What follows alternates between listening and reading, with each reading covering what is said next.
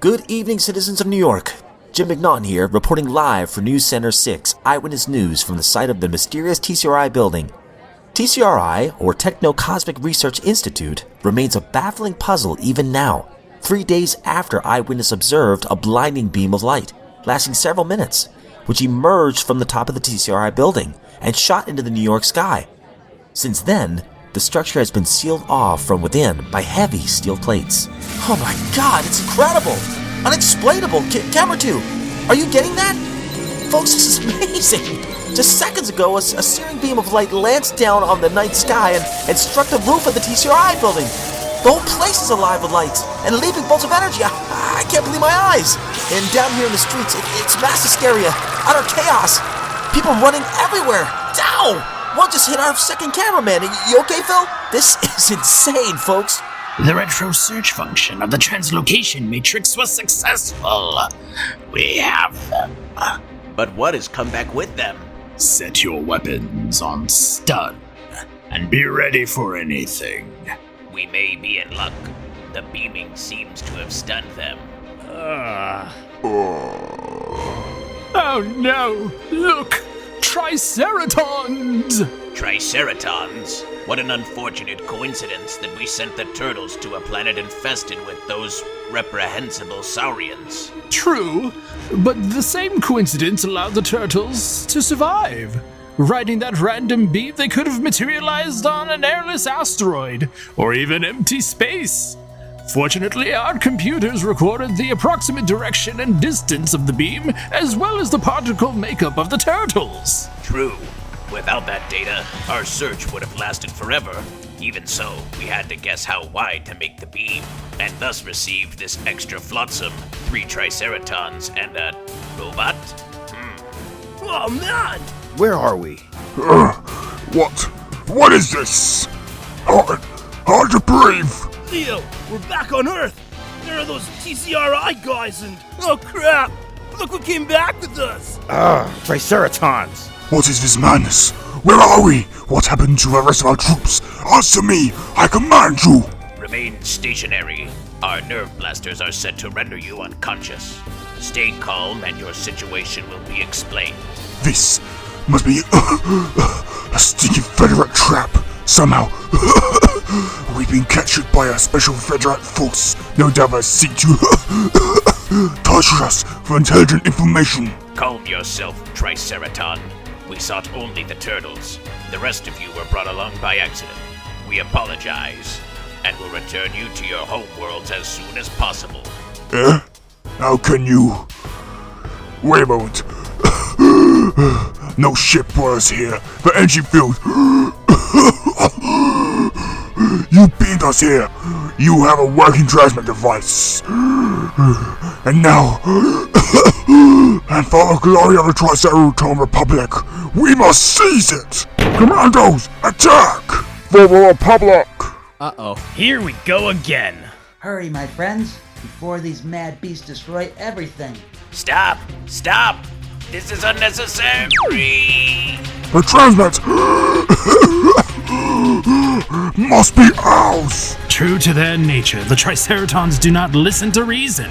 Sadly, more force is needed to stop them before they damage the translocation device. Set beams on heavy stun. Fire! For the glory of the Republic! Die! We must stop them! They'll ruin any chance we have of leaving this planet! Yo! There's 2 down. Yeah, but still another real lively one to go! Long live. Phew, that does it. They're all dead, or stunned. Yeah, but now what? Good point, Raphael. Keep sharp, guys. Be ready for anything. Right! Who knows what these TCRI creeps are gonna do? I don't know, but if they really wanted to zap us, wouldn't they try it now while we're still weakened? Your perceptions do you credit, Leonardo. We have no wish to harm any of you, especially now. Not that we ever had any malicious intent toward you. We merely sought to protect ourselves. Hey, how do you know my name? There is much that we know about you all. Now. If only we had known it when you first entered our facility, we could have avoided all this unpleasantness. Fortunately, while you were away, we have been aided in our comprehension by someone who I think would like to see you again. Huh? Who? Master Splinter! I can't believe it's really you! We thought you had, well, passed on. No, not yet, my sons. I'm so happy to see you all alive and well. I'm really confused, Joan and Splinter. How did you come to be here? Do you know what this place is? What it means to us? Yes. Clear that platform area and give me a damage report quickly.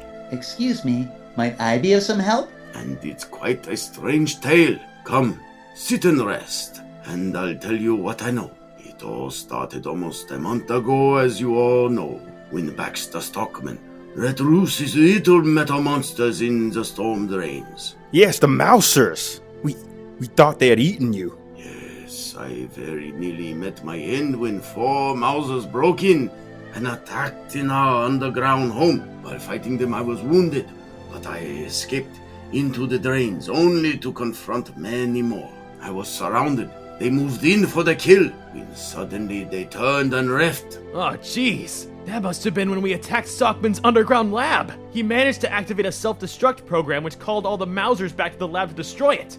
And all inside! Then I owe you my life.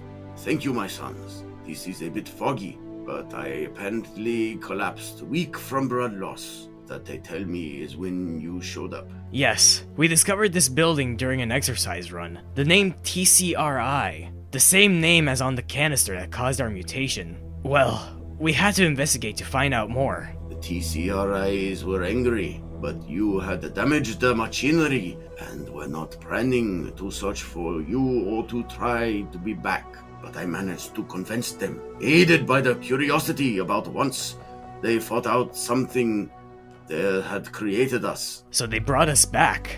So what now? They gonna put us under a microscope or what? Who are these guys anyhow? I believe I can answer that. About 100 of us came here over 20 years ago as an expedition to observe this planet and its dominant life forms. Unfortunately, we had a critical malfunction in our ship's drive system upon entering your atmosphere and crash landed.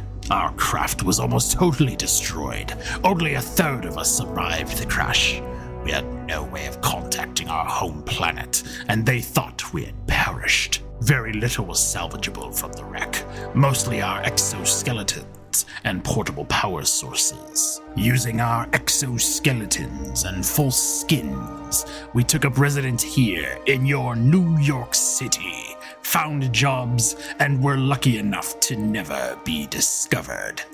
Eventually, we accumulated enough of your currency to buy this building, and we began adapting it to our needs, and stripped the interior to make room for the intergalactic communicator we would attempt to build, using the products of your crude technology, and later on, we'd use the space for the translocation device. And then you enter the picture.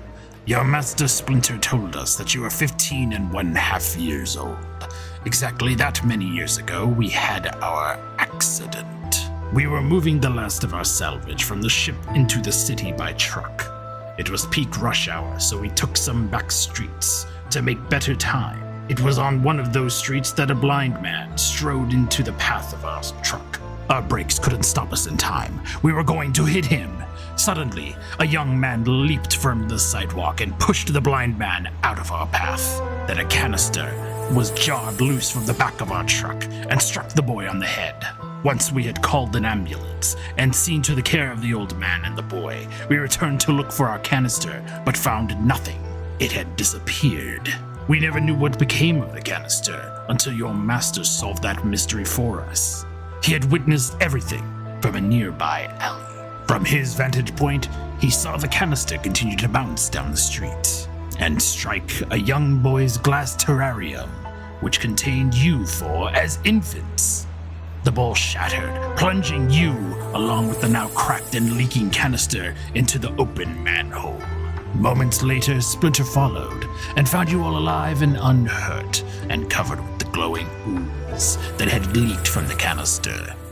Gathering you up in a discarded coffee can, Splinter was himself exposed to the same substance, a mutagenic ooze, which had caused you all to change into what you are today. Meanwhile, we had successfully re-established hypercommunication with our home planet. As we survived and adapted so well to this world's ways, our leader asked us to stay on and continue observation of your world, and to build a permanent but secret base here. We had just completed our translocation device after years of work when you entered the picture. Unfortunately, when you smashed the control panel and set off the device, key circuits were crossed, and the resulting power surge melted our communications grid, destroyed the beam suppression subsystems, and caused an energy flash that was seen all over the city. As a result, we are now besieged by the National Guard and the NYPD. We're sorry for our part and all that, but listen, won't the folks on your home planet do something to help you? If you're out of contact for a few days, won't they get worried and send help? Sadly, no. To keep discovery risks to a minimum, we only communicate with home once every 30 days. And since it has only been 11 days since our last message... Yeah, not expecting to hear from you yet. Your radio silence won't worry them. Damn, can't you escape any other way? What about... The tunnel exits, such as where we found your master Splinter? A good idea, but our sensors picked up much underground activity, troop movements, and we had to seal them off. Great. But don't worry, we can beam out to any location you desire. You will be the first to leave. Hey, thanks. Commander, important news. Please, come quickly. I've been monitoring the radio traffic among the humans outside. They've cleared the streets and are now preparing a forced entry into this complex. I'm afraid we have just minutes before they attack. Notify all sections to go Crisis Condition 4, and alert all personnel to be ready to beam out of here as soon as the device is fixed. Alert all auto-defense bots on the first 3 levels, stun setting only. That will gain us some time. Hopefully enough. Charlie Squad, fire! An explosion! Yes, the humans have begun their assault! Situation update, please. We have 3 major problem points. The number 2 dematerializer has a small hole in its shielding. It's almost completely patched. The direction motivator also received minor damage. Its main power cable needed to be replaced, and several hyperconductors blew. It should be repaired momentarily, but the real problem is the main control panel. It's taken a lot of abuse. Half the internal components were completely fused. The, robot, Dr. Honeycutt, has been very helpful. Its knowledge of magnetic bubble memories and ultra-micro circuitry is incredible. Good shooting, Charlie Squad, but most of it all sealed up. Hit it again! Fire! Go! Commander, a second missile has taken out a large part of the main entrance blockade. They have access now. Understood, Control. The building has been penetrated. How much longer? At least 10 minutes before the translocation matrix is working. But the coordinate setting circuits are a charred, hopeless mess. The only coordinates we can use are the ones preset in permanent memory. Luckily, those are for the home world. Not so lucky for the turtles. Darn, I feel so useless. I know a lot about electronics, but TCRI stuff is way out of my league. Hey, listen! Automatic weapons fire. The troops must be inside the building. Let's go check on the transmat. If these guys don't get us out of here quickly, those troops will be all over us. Monitor station to Commander. First floor defense bots almost overrun.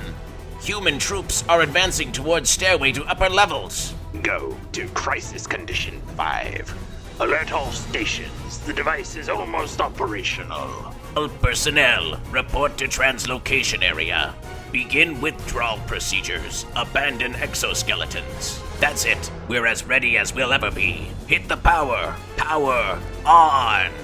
The device is 100% operational. Quickly, fellow beings, onto the platform. Programming set. Power level building to transit threshold. We have only seconds left to go. Hey, wait! What about us? You said you'd beam us out first to any place in New York we wanted to go. What happened? Yeah! Please, don't worry. Will. Commander, you must leave now. The human forces are on this floor. All our personnel have relocated to the homeworld. All departure procedures have been completed. Self-destruct devices have been activated and all evidence of our presence will be obliterated. We must leave now. Quickly, Dr. Honeycutt. Splinter, Turtles, no time to explain. Trust me and follow. No, wait! We don't want to go to your world. Stop! That little creep. Should have drop-kicked him the first time Uh-oh, more trouble. No time to complain, Raph. We've gotta leave. Again, we've got no choice. The army's blasting through the door right now. Bye, Earth. Come on, Master Splinter. What a revolting development this is. Holy mother! Look at this place. Hey, listen! Attention. This structure will self-destruct in 5 minutes. All life forms should evacuate immediately. Attention. Whew, to recap New York City's 3-day mystery crisis, we'll go on now to the location of the exit TCRI facility. Good evening. This videotape footage is the last burst of light from the TCRI building as viewed from a 3-block distance. That final blast of light was seen by thousands throughout the city, preceding, by 5 minutes, the collapse of the TCRI structure. Who or what was in that building? Officials have already begun excavation of the rubble. Looking for bodies, no survivors are expected. For News Center 6, this is Jim McNaughton saying good night. Oh, great. Just great. What happened to the guys? What do I do now? Yow! What was that? It came from the bathroom. Holy... Hi, April! You're never gonna believe the story we have to tell you. Gah! Those little creeps. Oh, don't worry, we'll beam you right into the comfort of your own living room. No prob. Ha, right. Ah, well, I guess I shouldn't have tried to kick that leader guy.